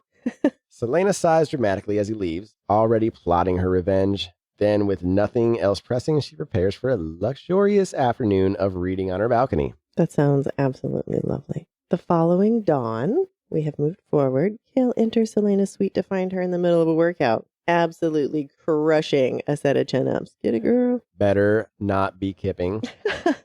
Well, she's been at it for an hour. And let me tell you, my girl doesn't just quit when she's tired. She's going to failure. Good. Turns out swinging a pickaxe in a labor camp for a year keeps you in better shape than maybe you'd think. So maybe she's not quite as out of shape as she was afraid of. No, and it's no different than me having one of my clients swing a sledgehammer for, cardio and actually to build muscle too. I totally forgot that that's the thing. And what does Celaena do when Kale walks in? Does she stop her workout? Mm-mm. Nah. No, she keeps going. I think she shoots him a smile mid-rep. That's a boss move, by the way. And here's the kicker. Kale Chip smiles back. Is up more flirting. And that's the end of the scene. More flirting, and I think he's proud. Oh. That she's taking it seriously. Because remember, the other day she didn't want to get out of bed. And now she's up before he's even there, busting her ass. Maybe she was really punked out by her run. Probably. So that afternoon, sudden rainstorm puts an end to Celaena's balcony reading plans. Boo. Kale Chip Ever, the dutiful guard, decides to escort her around the castle instead. Celaena, now all dolled up in her dress, is doing her best to look regal and composed as they wander through the halls. But of course, as they turn around the corner, she nearly collides with Caltaine. Damn it. Perfect. As if the day wasn't already annoying enough with this rain ruining her reading. Understatement. But wait, there's someone with her. This is a woman from Elway. Celaena's curiosity is immediately piqued. Who is this? And why is she with Caltaine of all people? That's a great question. This woman is described as stunning, long and lean, creamy brown skin and brown eyes, wearing some stylish garb, but of course, she's a princess. There was another person with him, a short man dressed in councilman garb. No one cares. Love the word garb. It's kind of like drip. Yeah. The princess's name is Nehemia Yitger of Elway. Thanks for letting me have that one, babe. You're welcome. That was rough. Hey, Celaena knew that name. She'd heard whispers of her beauty and bravery. This was the woman they called the Light of Elway, a symbol of hope for her people, a rumored rebel leader, and someone who, if the stories were true, might one day pose a threat to the king. But what was she doing here? Deep in enemy territory and walking alongside someone like Caltaine? Celaena's mind raced with questions, her curiosity sharpened into suspicion. This wasn't just a chance encounter. There had to be more of it. So you think Caltaine ran into them on purpose with the prince? No, Caltaine is one of those people who loves status. A princess has status, and especially a princess from Elway who is at war with the king. So she's important while she's up there. So of course she's probably like, let me escort her all around. That totally makes sense. Mm-hmm. Okay. When Celaena is introduced to the princess, she actually speaks to her in her native tongue. Ooh. And let me tell you, what a moment. The princess's face slowly lights up, delighted to hear her own language. There is really something powerful about being able to connect with someone in that way. But everyone else around her, utterly stunned. Good. Wait a minute. Nobody expected Celaena to bust out fluent conversation like that. And what do they do with this shared language? Immediately start talking smack about the princess's escorts. Fat dude. Honestly, it's a bonding experience like no other. They're laughing, throwing shade. You can feel that instant camaraderie. The princess also mentions how much she hates the castle, which, no surprise there. Enter Celaena. Oh, actually, you take that one. Oh, really? Okay. Now, enter Celaena, who just has to interrupt, cutting into the conversation with a smug. Oh my god, I can't understand a word you're saying. The princess, clearly trying to do her best to explain in Celaena's language, stumbles over her words and says, "We were talking with the weather." Celaena pounces, her tone oozing with condescension. "It's about the weather." Ugh. Let me tell you. You know the type. Yeah. The one who treats someone's effort to speak another language as an opportunity to belittle them. Yes. Rather than appreciating, hey, they're trying. They're vulnerable here. They're trying to speak the language with me. Yep. Yeah. Hey, nope. Does not make me happy. As someone who loves languages, moments like these are my favorite. When two people come together. As someone who loves languages, moments like these are my favorite. When two people create their own little bubble of understanding, leaving everyone else scrambling to catch up. But poor Celaena, she's just a walking, talking cautionary tale for why we should all appreciate linguistic diversity a little bit more. I agree. And you being a linguist a long time ago in the Air Force can completely understand why that's important to speak other languages. And in today's world, in 2024, with how small our world is, it just makes sense to learn other people's languages and culture. It makes us better. It broadens us. We should get out of our comfort zone a little bit and visit other places, learn other cultures. It's not all about where you are currently. Exactly. Or else you end up like someone like Celaena, who's probably just been in her little bubble her entire life and doesn't know any better and treats people like crap and thinks that this princess is dumb because she doesn't speak the same language. Rude. Yeah. So before Celaena can let her sharp tongue or dagger do something she'll regret, Kale Chip smoothly steps in, offering to escort the princess from Celaena. This is not the first time. Apparently he had to do that several times. Hey, let me just go ahead and step in here. Old Kale Smoothie is stepping in there. Yeah. So the princess doesn't even try to hide her relief. She's like, thank Jesus this dude is saving me. She is clearly glad to be rid of Celaena's company. As they walk, the princess turns to Celaena, curiosity lighting her face, and asks how she knows her language. Celaena has to think fast. There's no way she can let her know her secret identity slip. She quickly spins a lie, saying that a woman from Elway taught her the peasant lingo. The princess tilts her head and asks quietly, was she a slave? Now, Celaena's response is firm and immediate, shutting down that question with a cool no. She knows exactly how the princess would feel if the answer had been yes, and she's not ready to open that door. So she asks the princess, why are you a Rifthold? And the princess tells her that she came at her father's request to learn the language and customs of Adderland. Sounds like something Celaena could get behind. She mentions that she'll be there until her father calls for her to come home or marries her off to someone in Rifthold. Celaena explains where she is from. The princess does notice some hand scars, so Celaena went ahead and pulled her sleeves down to cover those up. Mm-hmm. But the princess noticed, and good old Killchip clears his throat because they're ignoring him, because they're speaking in her language. And Celaena grins and tell him that they must cater to the princess. Don't be such a baby. So now he's a baby Killchip. They kept talking, and the princess explains how the king had burned their libraries and museums, and now the king sends them pre-approved Adderland books. That sounds a little too close to home. Older Germany too. Yeah. Yeah, banning books. Yeah. And only giving approved books by the government. And what's worse is they're in a language that they don't understand. So that's another reason for her to be here and to learn the language so that they can understand the book. And that is exactly how you purge religion and culture, is by infusing your own religion and culture. And that is what the king is trying to do. Now, as they walk, Celaena and the princess bond over the ridiculous outfits they're forced to wear. Tradition, over the top, and entirely impractical. Now, both agree they'd much rather be in something comfortable. But alas, appearances must be kept. The princess, clearly over it, mentions she's been in Rifthold for only a single day and already wants to leave. So she definitely hates it there too. The more Celaena talks to her, the more she begins to believe the rumors might actually be true. This princess could really be the brave and rebellious Light of Elway. There's an air of quiet strength beneath her graceful exterior, and Celaena can't help but feel a little bit intrigued by that. The princess, seemingly fond of Celaena already, asks if she'll keep her company while she's stuck in Rifthold. Did we just make besties? Sounds like we're besties. Nice. Celaena hesitates. She doesn't trust girls. That's unfortunate, Not after what happened during her time with the Silent Assassins. Oh, so now we're talking about the Silent Assassins again. So there's a reason why she's only there for a month. Something happened with a female or females. And those scars run deep, so something big. Maybe the scars on her hands. But after a moment, she nods and agrees, if only because curiosity has the better of her. So now she's got a little bestie. Well, of course. I mean, you have a princess that wants to be friends with you. When at any time in an assassin's life are you going to be friends with a princess and get to have that kind of opportunity? I'd be intrigued too. Yeah, but to be fair, she doesn't know that she's an assassin. Not that she still wouldn't be friends with her. Anyways.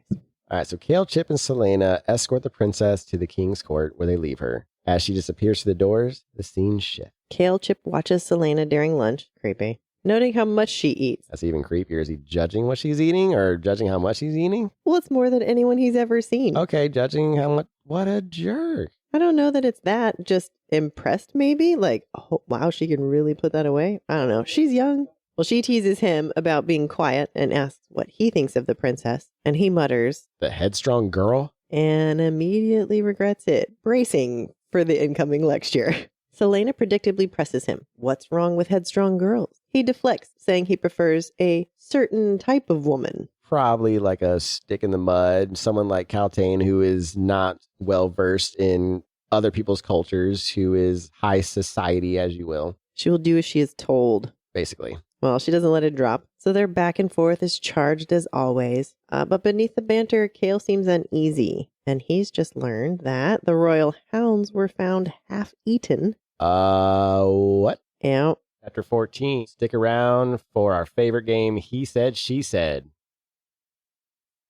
And then there's something about Celaena's sharpness and her contradictions that he's getting by his interactions with her that unsettles him. And by the end of the chapter, he's just got one thought that's lingering in his mind. If the time comes, which one of them will survive? Yeah, that's quite ominous. Like, wow. Well, especially since they've been fighting and they're going to start learning each other's styles. But the fact that he's thinking about that, though, he's thinking if the time comes, I might have to kill her. We got one more chapter to go. What do you think about their relationship so far? I feel like it's moving along quite nicely. It's moving along, but I still don't know his intentions. I don't know if he is doing this because it's part of their plan. I don't know if he's doing this because he's genuinely curious about her, or I don't know if he's doing this because he's just forced to, because he's just in a situation where he has to like eat dinner and lunch with her every day, so he has to do small talk. Yeah. So I don't know his intentions yet. Well, I adore the princess already. Love that. I believe she stomped her foot in frustration at the clothes that she had to wear. Oh, of course. Because they were so uncomfortable. I was like, I understand that. Where's your sweats, girl? The princess is definitely fun. She's going to be obviously very important because she is part of the land that is fighting back against the king. Oh, there was one other thing that I noticed about the princess that I really wanted to talk about. What? So when the princess grabbed Celaena's hand to ask her, like, hey, will you be my friend, basically, that Celaena noticed that the princess has calluses in all the right places for, like, the hilt of a sword or dagger. That was something that was noted in there. She did mention she's a freedom fighter, possible freedom fighter. Possible. So that kind of gave her a little confirmation, like, oh, maybe. But the other question is she being married off because her father sent her there to learn the ways of Adderland? So I wonder if she's being married off for a peace offering for a white flag kind of deal. Hopefully not. Hopefully not, but we'll find out. Sounds like we're ready to move on. One more chapter? Let's Yeah. do this. Chapter 14. Shadows, scars, and Silver Lake. For 4 days, Celaena trained relentlessly in her room before dawn, using whatever she could find: cue sticks, the billiard table, chairs, even the doorway to sharpen her skills. I am very proud of her. No gym, and she's getting buff all on her own. After breakfast, Kale would arrive, and they would run together, with him pushing her to go harder and farther. Autumn had settled deeply over the land, so I was right about September-ish. Yeah. With crisp leaves underfoot and hints of snow in the air, so probably late September, maybe. After the runs, they trained in private, ensuring no competitors could witness just how skilled she truly was. Very smart. Though knives remained her favorite weapon, she was quickly growing fond of the wooden staff, so we're learning new skills. As she trained, her thoughts wandered to the princess, whom she hadn't seen since her initial meeting. So where is she? So it's been 4 days, I guess? It's only been 4 days. All right. Interesting. Even though she wanted to be friends. Now, with friends, is there like a waiting? Guys have that stupid rule where you got to wait 7 days to text a woman. Is there like a friends rule?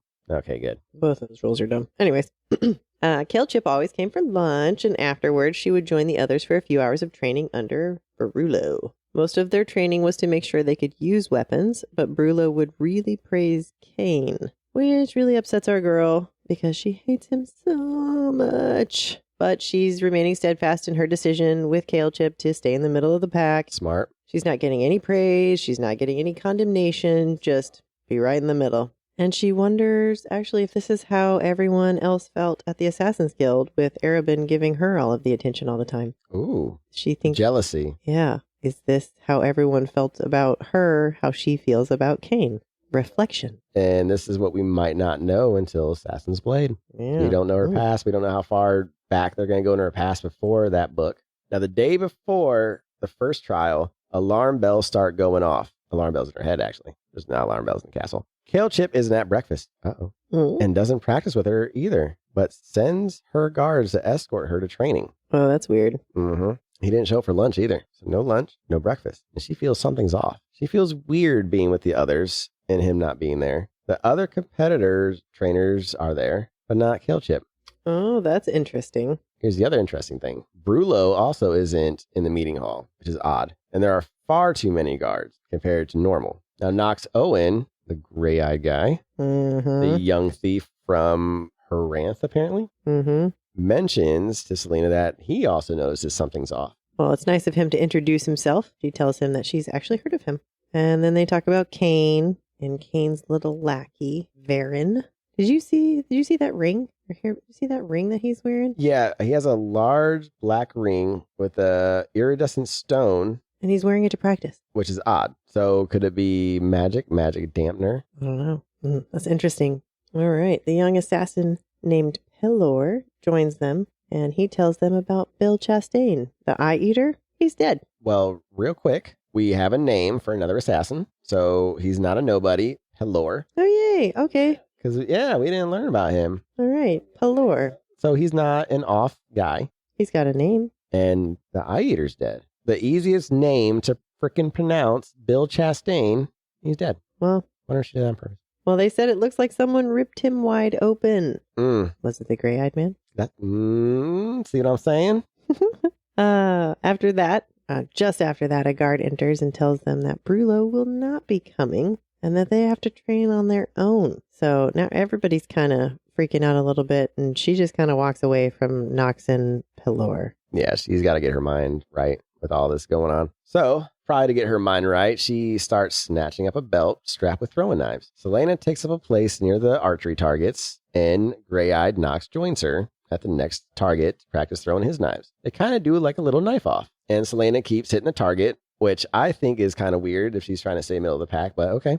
But Nox is a bit off, and Celaena helps him improve his throw. But on the DL, it's really quietly. Yeah. Not so that anyone else knew what she was doing or anything. So that was very cool of her, I guess. You're right. Maybe she was hitting the target on purpose to show her skills and be like, hey, trust me, I can help you. Maybe. Creating allies. Create an ally. Make the final four together. I'm pretty sure with 24 people, you need some allies. Because then you can make the final four together, and then it's every man for himself, or woman. Yep. It's Ink Master all over again. I like it. She began to ask him where he was from, which we found out was Heranth. It's the second biggest city in Celaena's home country of Terrasant, but she's never been there, so. He mentions that he has been keeping an eye on her. We know, and I've been thinking it's weird. Yeah. Watching her train. He tells her that the next time she trains to find him because he thinks she's going to win the whole thing. Well, now he's kissing up to her, so he definitely wants an ally. She finishes their conversation by saying,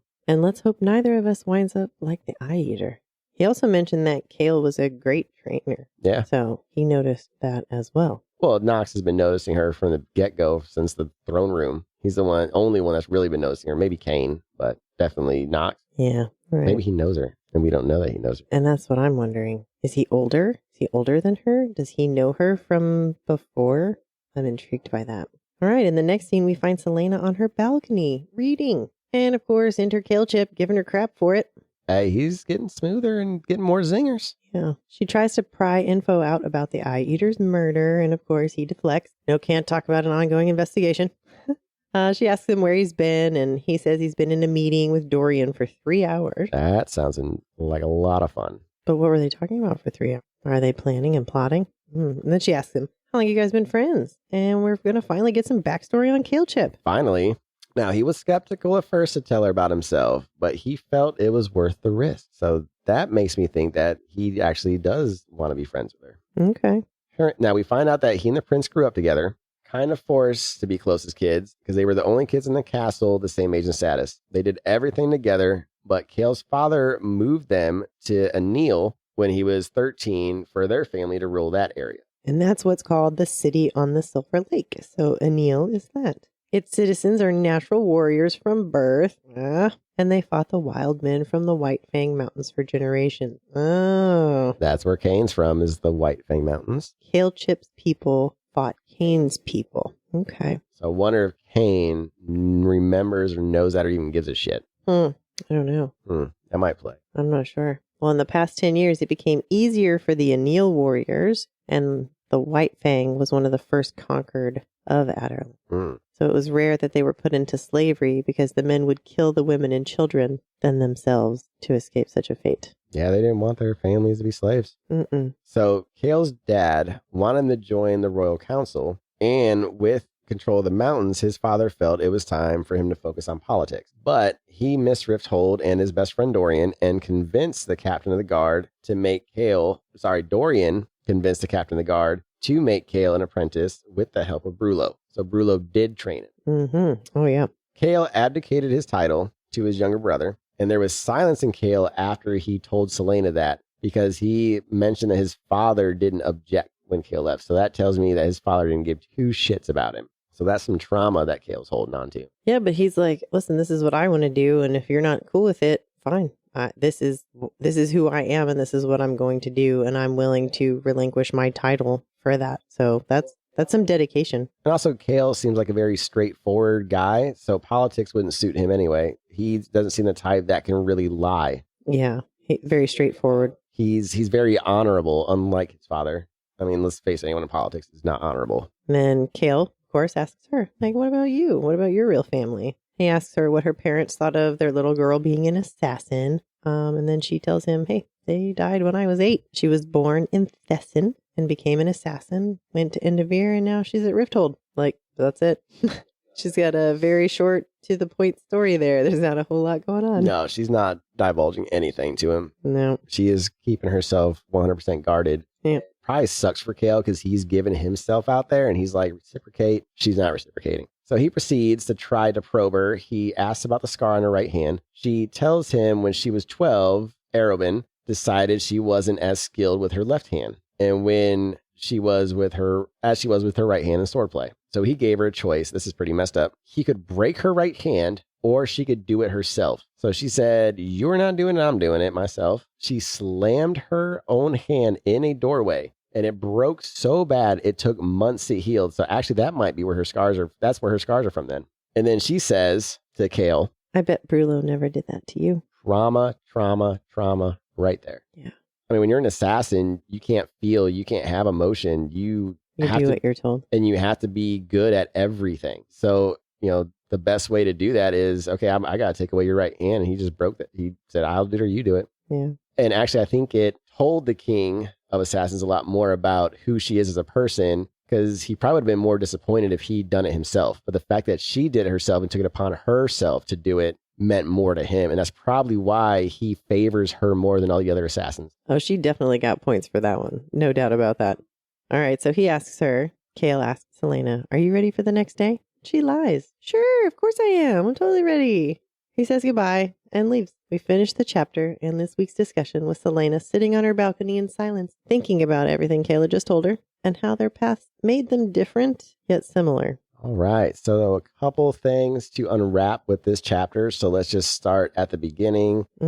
So we have the Eye Eater dead. Yeah. How? Shredded in ribbons. Yes, in ribbons. So the Kale Chip was dealing with that. He was also dealing with a meeting with Dorian for 3 hours, which we don't know what that meeting was about. We also have Nox and Pelor are possibly trying to team up with our girl. They're starting to get a little buddy, even though I still don't trust the gray eyes, obviously. What else do we have? She helps him out too. So she gives him a little bit of pointer, even though like they're technically competitors. She's willing to give him pointers. I'd say most importantly, we learned more about Kale and his backstory. Yeah. Why he abdicated and what all led him to be where he is now. Learned more about his family out on the Silver Lake, who they were, and then what actually happened to most of the White Fang Mountain men. Yeah. So why was Cain not one of those? He probably just saved himself. Or maybe he wasn't there. Maybe he was already in prison. Yeah. So. And we also learned that Kale also has a younger brother, just like Dorian, who is going to be taken over for Anil. So that's going to be probably important later on in the books as well. And we learn about the scar on her hand. So basically she's a badass and was willing to prove it at the age of 12. Yeah, and she definitely earned the respect of the King of Assassins for doing that, especially. For sure. But ouch. No thanks. And that wraps up chapter 14. So stick around for our favorite game, He Said, She Said. All right, it's time for He Said, She Said, our favorite game where we test each other's memory and see just how well we've been paying attention. My memory's terrible. We've pulled 3 quotes each from chapters 7 through 14 of Throne of Glass, and the challenge is simple. Guess who said it and who they said it to. You have 30 seconds, and you can ask for multiple choice if you can't think of it right away. All right, let's dive in. All right, ladies first. Okay, my first one. Are you mad? I'm an assassin. Not some court idiot. I'm pretty sure I know that one. There's only one assassin that we know that would talk like that, and I'm going to go with Celaena. Who'd she say it to? I'm pretty confident Philippa. That is correct. All right, 1 point for you. Yay, so you're up next. Ready? So this is your easy one. Okay. There was surely a reason why I was assigned to attend you. That is Philippa to Celaena. That is correct, and great minds think alike. It looks like we both chose from the same chapter, possibly even the same conversation. Sounds like we both like the sass. All right, so back to you. What is your medium one? All right, my medium. I didn't know assassins liked to read. I didn't know assassins like to read. So I am going to go with, they are in the library. After seeing his muscles flex from pushing the doors open, Mr. Kalechip. And he says it to Celaena. Yes. Ding, ding, ding. 2 for you. All right. You ready? Yep. All right. This is your medium one. If you do not mind your tongue, I'll have her use you for practice. Kalechip to Celaena. Negative. That is the king to Dorian. Oh, that's right. When he's back sassing. He is back sassing, and the king is not having any of it. That's right. All right. All right. So give me your hard one. All right. Yeah, give me your hard one. Okay. My hard one is, I'd have thought you'd be running home by now. And I have multiple choice if you need it. Is it the king? It is not the king. All right. Who was it? It is Cain. Cain. And he said it to Celaena. Oh, okay. Just threatening her. Yep. Ooh. All right. All right. You ready for my hard one? Oh, gosh. Yep, I guess. All right. Here we go. Good. I felt a bit invisible with that hulking lout showing off these past few days. Who said that? Let me know if you need multiple choice. 30 seconds. Yes. What's the multiple choice? Multiple choice. We have Celaena pretending to be Lillian, Paylor, or Nox. I want to say Nox. Ding, ding, ding. It is Nox, but who is he saying it to directly? To Celaena. Celaena. Paylor is there, though. Yes, so Paylor is there. All 3 were there, which is why I gave all 3.